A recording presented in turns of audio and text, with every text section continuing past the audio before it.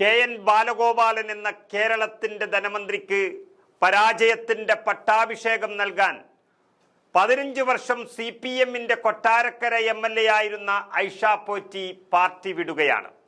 അതിന്റെ ഭാഗമായി നാളെ കോൺഗ്രസ് കൊട്ടാരക്കര ബ്ലോക്ക് കമ്മിറ്റി സംഘടിപ്പിക്കുന്ന ഉമ്മൻചാണ്ടി അനുസ്മരണ സമ്മേളനത്തിൽ പങ്കെടുക്കുകയാണ്. കൊട്ടാരക്കര കലയപുരം ആശ്രയ സങ്കേതത്തിൽ സംഘടിപ്പിക്കുന്ന പരിപാടി കോൺഗ്രസിന്റെ പ്രമുഖ നേതാവ് കൊടിക്കുന്നിൽ സുരേഷ് MP ഉദ്ഘാടനം ചെയ്യുമ്പോൾ ആ യോഗത്തിൽ ഉമ്മൻചാണ്ടി അനുസ്മരണ പ്രഭാഷണമാണ് പണ്ടത്തെ CPM-ന്റെ MLA ഐഷ പോറ്റി നിർവഹിക്കുക. ചാണ്ടി ഉമ്മൻ MLA-യും പരിപാടിയിൽ പങ്കെടുക്കുന്നുണ്ട്. പാർട്ടിയോട് പിണങ്ങി നിൽക്കുന്ന ഐഷ പോറ്റി ഈ ഒരു ദിവസം തന്നെ തെരഞ്ഞെടുത്തതിന് ഒരു പ്രധാന കാരണം കൂടിയുണ്ട്. ഉമ്മൻചാണ്ടി എന്ന നേതാവിനെ ഹൃദയത്തിൽ സൂക്ഷിക്കുന്ന ഒരു പ്രധാനപ്പെട്ട പ്രദേശം കൂടിയാണ് കൊട്ടാരക്കര. ഉമ്മൻചാണ്ടിയുടെ ഭൗതിക ശരീരവും വഹിച്ചുകൊണ്ടുള്ള അന്ത്യയാത്രയിൽ ഏറ്റവും കൂടുതൽ ജനങ്ങൾ തടിച്ചുകൂടിയത് കൊട്ടാരക്കരയിലായിരുന്നു എന്ന് അന്ന് തന്നെ മാധ്യമങ്ങൾ റിപ്പോർട്ട് ചെയ്തതാണ്.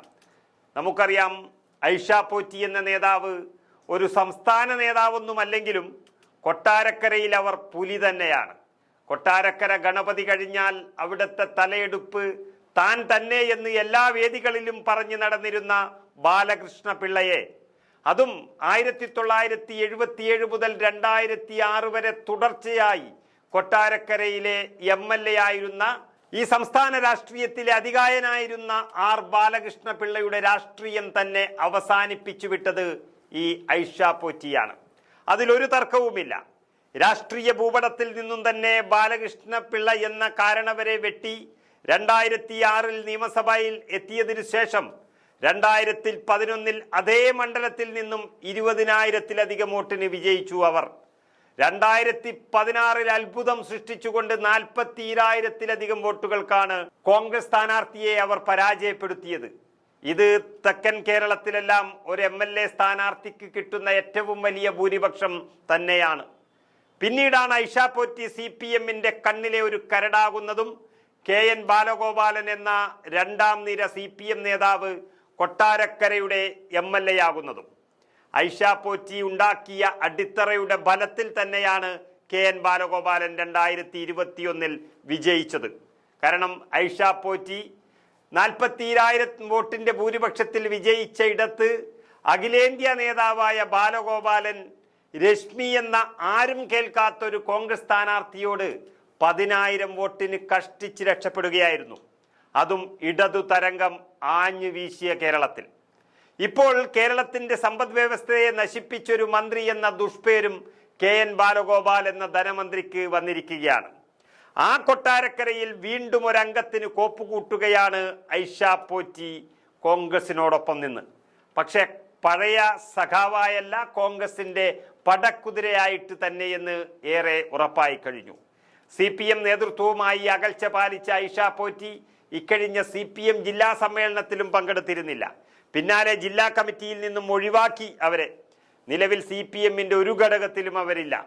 പിണറായി വിജയൻ അടക്കമുള്ളവർ 75 വയസ്സ് കഴിഞ്ഞും പ്രധാന പദവിയിൽ തന്നെ പാർട്ടിയിൽ ഇരിക്കുമ്പോൾ വെറും 70-ന് താഴെ വയസ്സ് മാത്രം പ്രായമുള്ളപ്പോഴാണ് ഐഷ പോറ്റിയെ ആരോഗ്യ കാരണങ്ങൾ പറഞ്ഞ് പുറത്തു നിർത്തിയത് എന്നോർക്കണം. ഇന്നവർക്ക് 70 വയസ്സാണ്. എന്നാൽ പാർട്ടിക്ക് കിട്ടാക്കനിയായിരുന്ന ഒരു മണ്ഡലം പിടിച്ചെടുത്ത് നൽകിയ അതേ പാർട്ടിയിൽ നിന്നും മേൽക്കേണ്ടി വന്നിട്ടുള്ള പരിഹാസങ്ങളും തരം താഴ്ത്തലും മനസ്സിലൊരു പകയായി സൂക്ഷിച്ചിട്ടുണ്ടെങ്കിൽ ഓർക്കുക, പകരം വീട്ടുക തന്നെ ചെയ്യും ഐഷ പോറ്റി എന്ന് CPM-ന് തന്നെ ഉറപ്പായി കഴിഞ്ഞു. അതും CPM-ന്റെ അഭിമാന പ്രശ്നമായ ബാലഗോപാലനാണ് സ്ഥാനാർത്ഥിയായി വരുന്നത് എന്നോർക്കണം.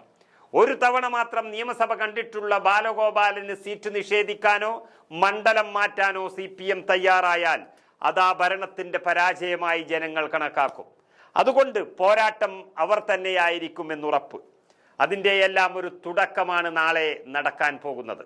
മനസ്സുകൊണ്ട് കൊട്ടാരക്കരയിലെ കോൺഗ്രസ് ഇവരെ എന്നേ സ്വീകരിച്ച് കഴിഞ്ഞു. ബാലകൃഷ്ണ പിള്ളയുടെ പാർട്ടി ഇപ്പോൾ LDF-ലുള്ളപ്പോൾ അദ്ദേഹത്തെ തോൽപ്പിച്ച വ്യക്തിയോട് ബഹുമാനം കൂടിയിട്ടുണ്ട് കോൺഗ്രസ്സുകാർക്ക്. അതുകൊണ്ട് തന്നെ കോൺഗ്രസ് കൊട്ടാരക്കര നഗരസഭാ പ്രവർത്തക ക്യാമ്പിൽ ഐഷ പോറ്റിയെ പുകഴ്ത്തിക്കൊണ്ട് രാഷ്ട്രീയ പ്രമേയം വരെ അവതരിപ്പിച്ചതാണ് കോൺഗ്രസ് നേതൃത്വം. പാർട്ടിയുടെ വാതിലുകൾ ഐഷ പോറ്റിക്കായി തുറന്നിട്ടിരിക്കുകയാണെന്ന പ്രമേയത്തിൽ തന്നെ വർഷങ്ങൾക്ക് മുമ്പ് പറഞ്ഞിരുന്നു. അന്ന് പറഞ്ഞത് ഇന്ന് സ്വീകരിക്കുന്നത് പോലെ ആ തുറന്നിട്ട വാതിലിനരികിൽ എത്തിയിരിക്കുകയാണ് മുൻ MLA ഐഷ പോറ്റി.